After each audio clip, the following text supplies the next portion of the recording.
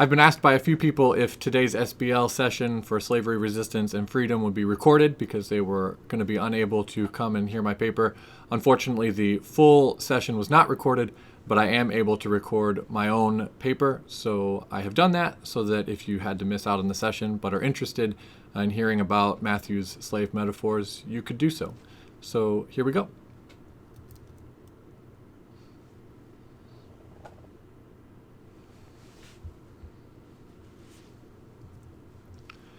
In today's paper, I want to consider Matthew's three slave metaphors: the believer as slave of God, as slave of Christ, and as slave of all, in light of Matthew's portrayal of slavery and enslaved characters elsewhere in that gospel.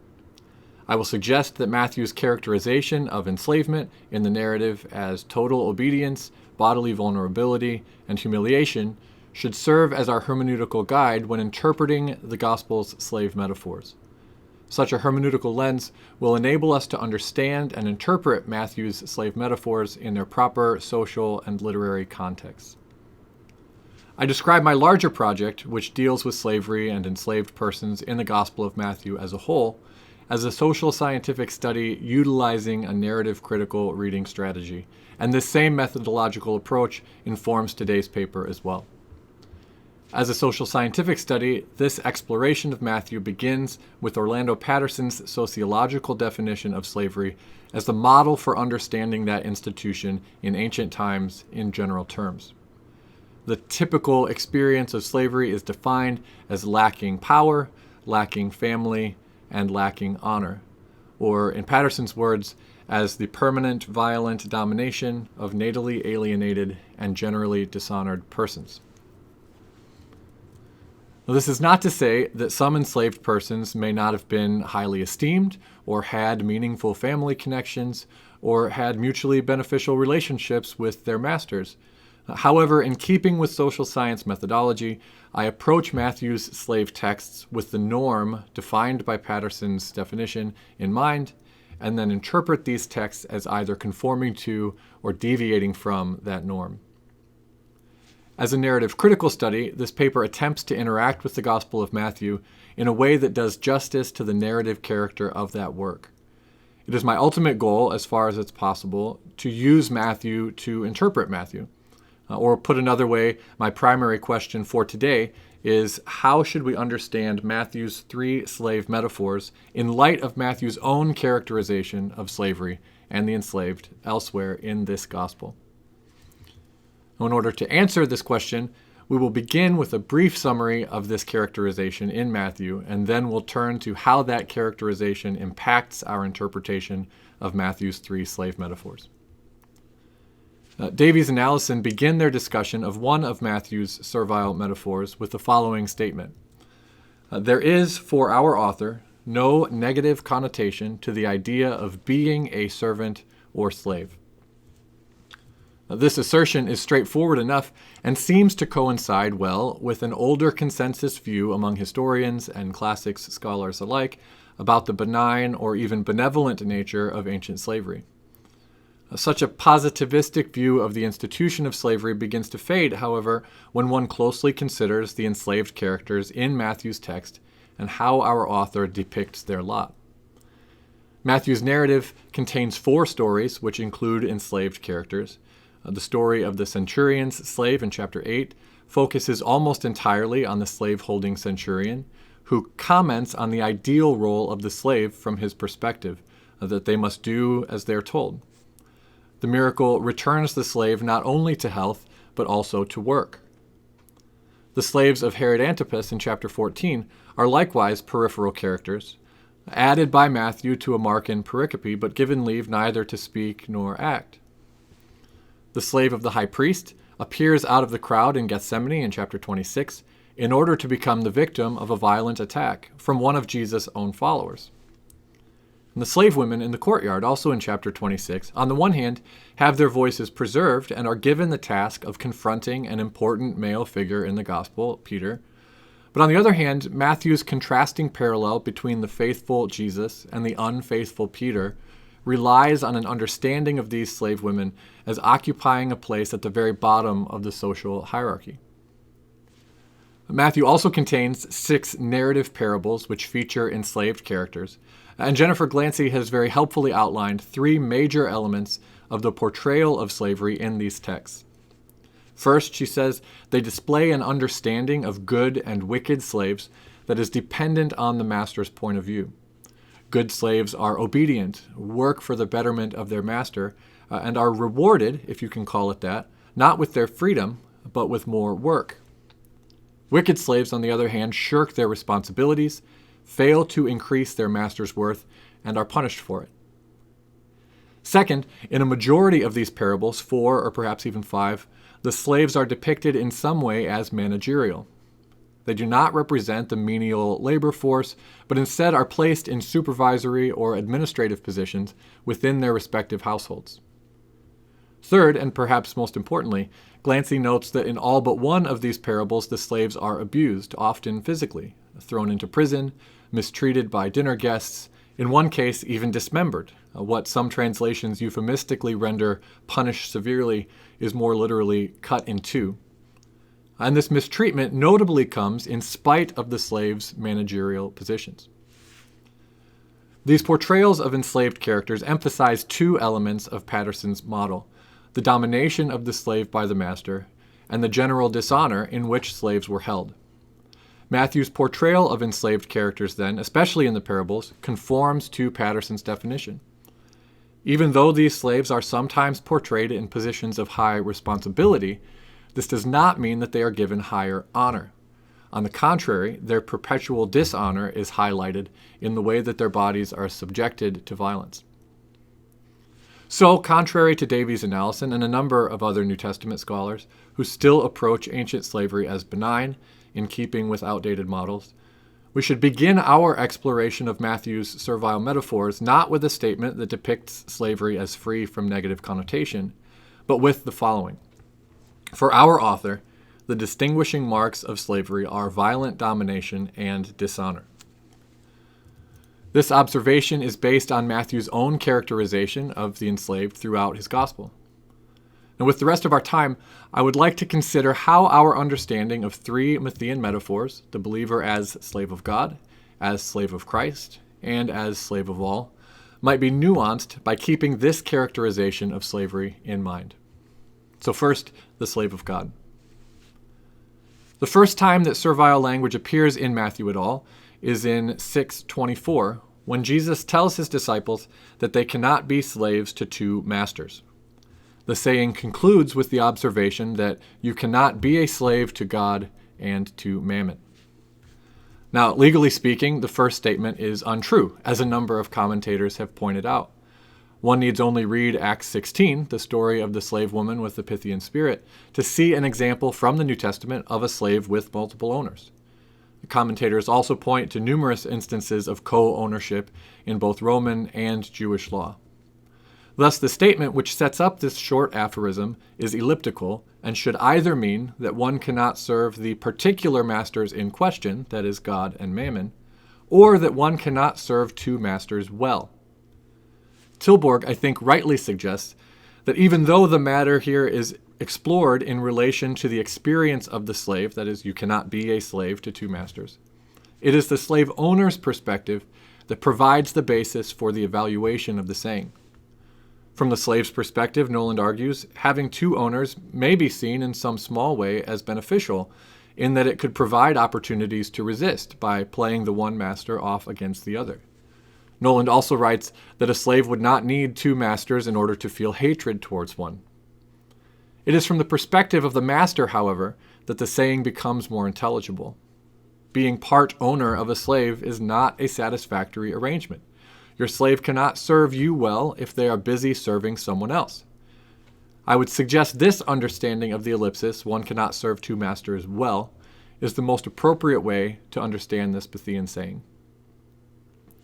One might rightly be surprised at the presence of the language of love and devotion found in this passage, particularly since we have as our starting point such a harsh image of slavery. It has often been suggested that the contrast between love and hate in this verse should be taken in a comparative sense as something like to prefer more and to prefer less.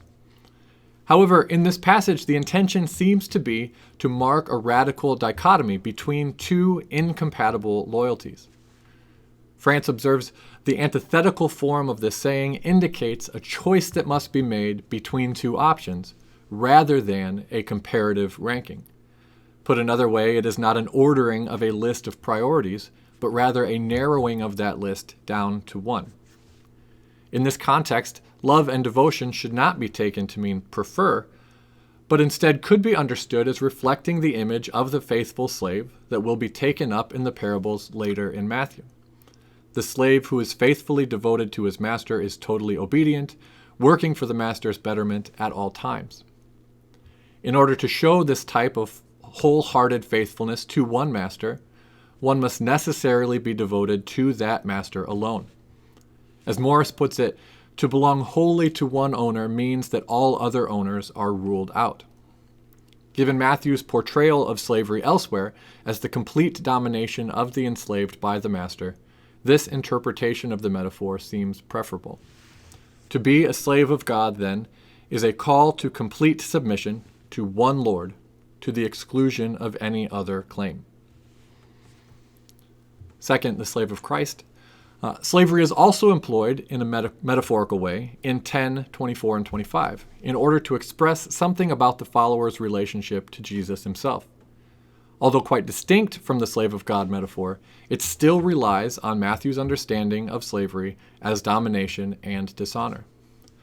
Matthew writes, "The student is not above the teacher, nor is the slave above his master. It is sufficient for the student that he be like his teacher, and the slave like his master. If they have called the master of the house Beelzebul, how much more the members of his household?"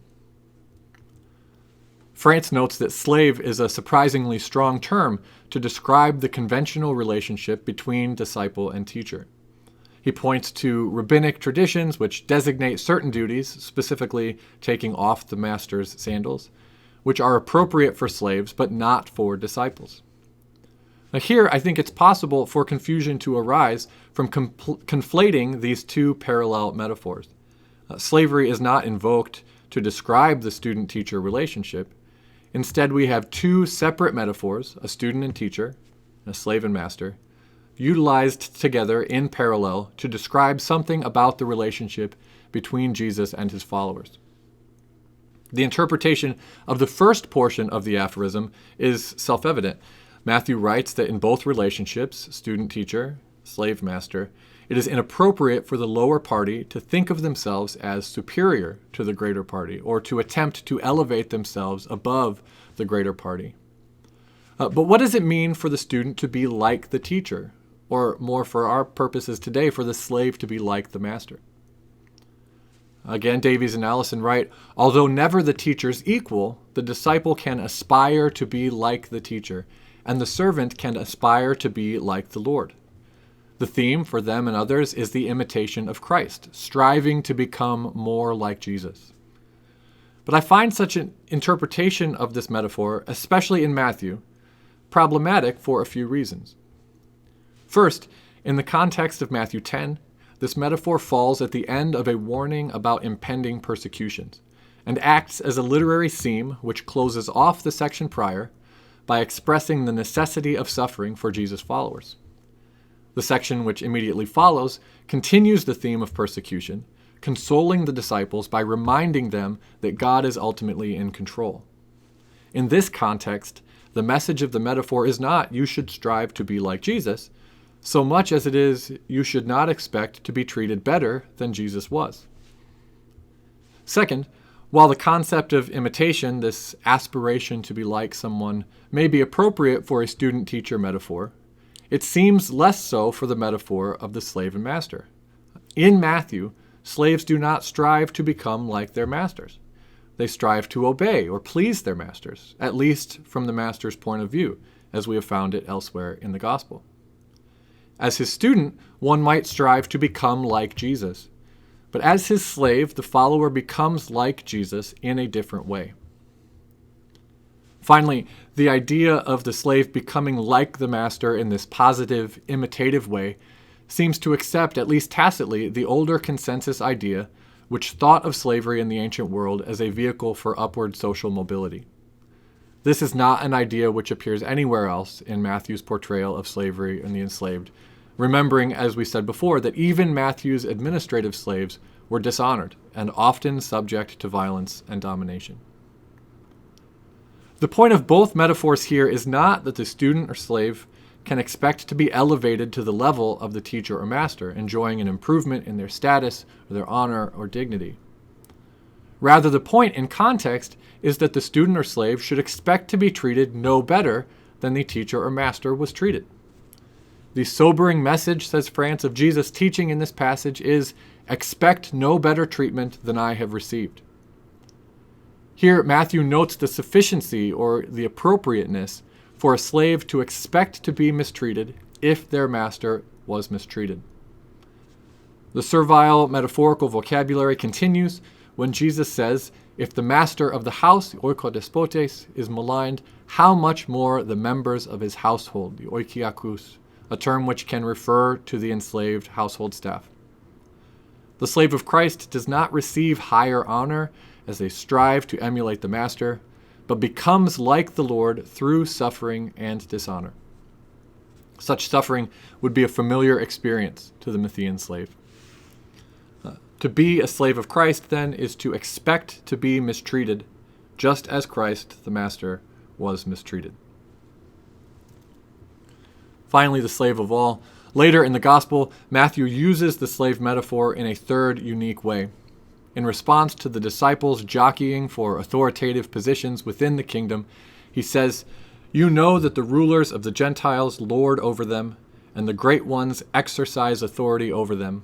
It will not be so among you, but whoever desires to become great among you will be your servant, and whoever desires to be first among you will be your slave, just as the Son of Man did not come to be served, but to serve, and to give his life as a ransom for many." The rulers of this world, writes Matthew, are not to be the model for leadership in Jesus' community. Instead of flaunting power, those who belong to the community of Jesus will strive to serve others.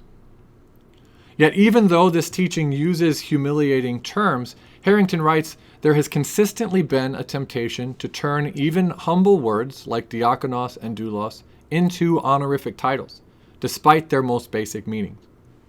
The core issue in this passage, according to Luz, is not just that worldly leaders exercise their authority in repressive and unjust ways.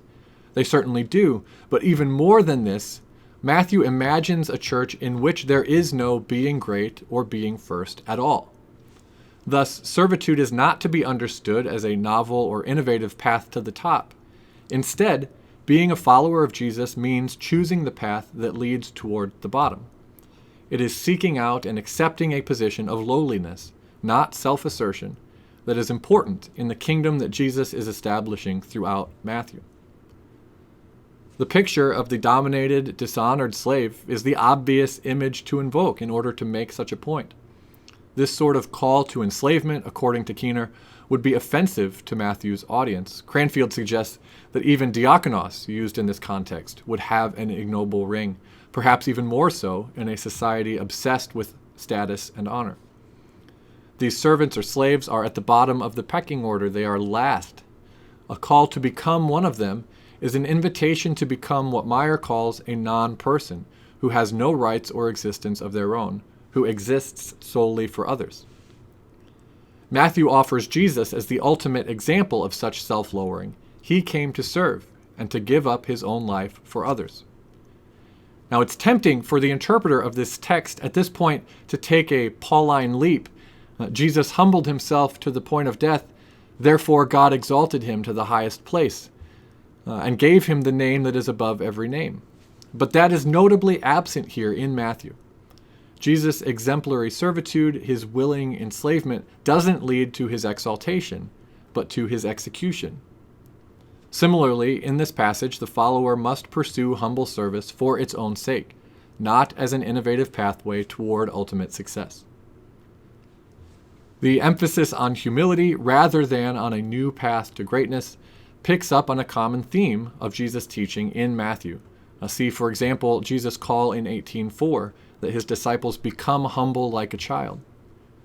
The specific language of humble service is repeated in 23:11 and 12.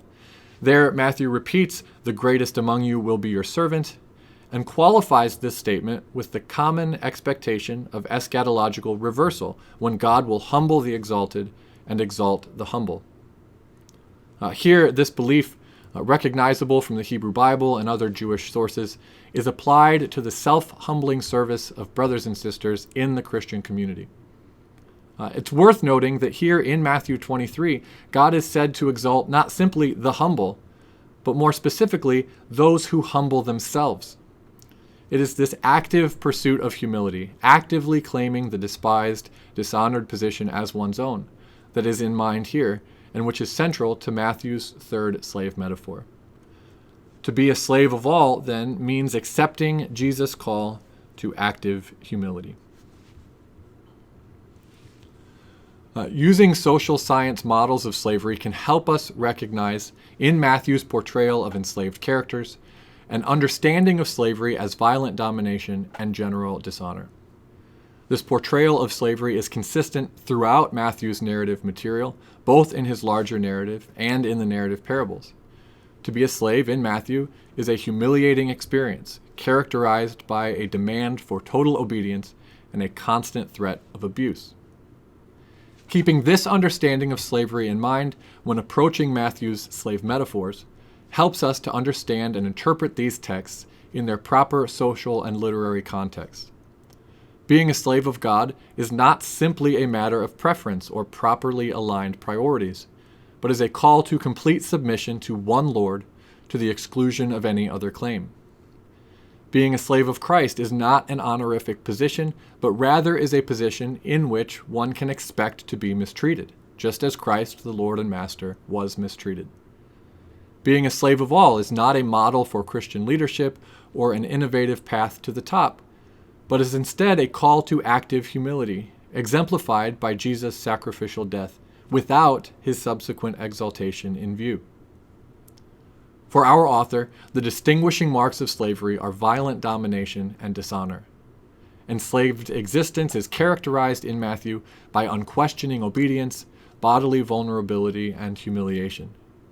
And it is precisely these marks, these characteristics, which for Matthew shape the way that followers of Jesus should understand their relationship to God, to Christ, and to one another.